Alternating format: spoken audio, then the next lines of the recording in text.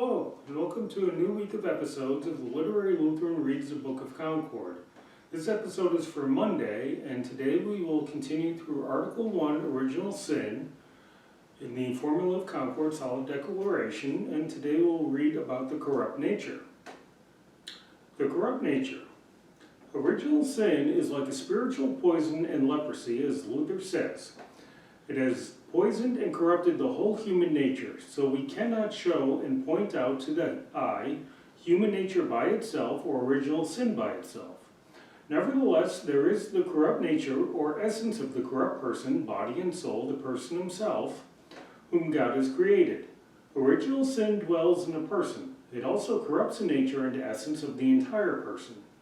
And there is original sin, which dwells in human nature or essence and corrupts it. They are not one and the same thing. For example, in outward leprosy, the body that is leprous and the leprosy on or in the body are not one thing, properly speaking.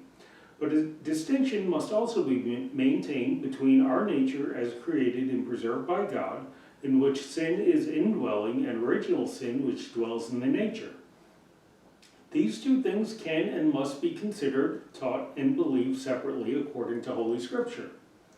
Furthermore, the chief articles of our Christian faith drive and compel us to preserve this distinction.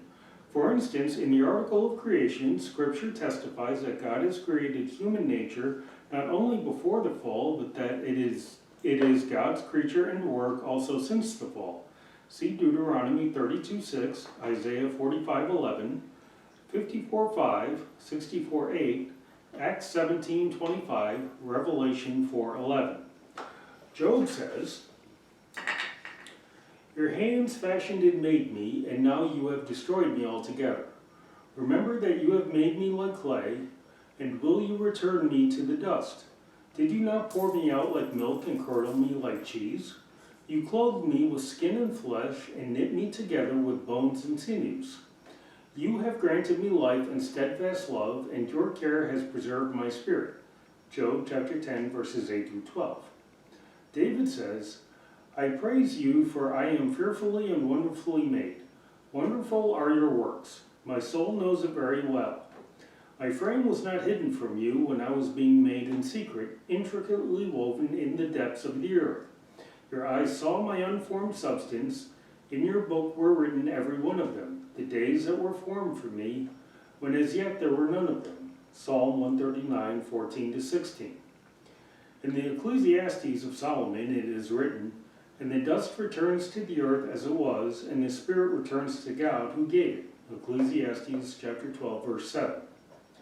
These passages clearly testify that God, even since the fall, is the creator of mankind. He creates his body and soul. Therefore, corrupt mankind cannot, without any distinction, be sin itself. Otherwise, God would be a creator of sin. Our small catechism also confesses this in the explanation of the first article, where it is written, "I believe that God has made me and all creatures.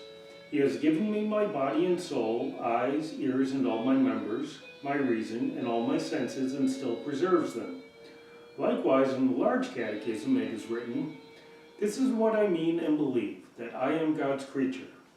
I mean that he has given and constantly preserves for me my body, soul, and life, my members great and small, all my senses, reason, and understanding." Nevertheless, this same creature and work of God is sadly corrupted by sin. For the material from which God now forms and makes man was corrupted and perverted in Adam, and is thus passed along by inheritance to us. Here pious Christian hearts justly ought to consider God's unspeakable goodness.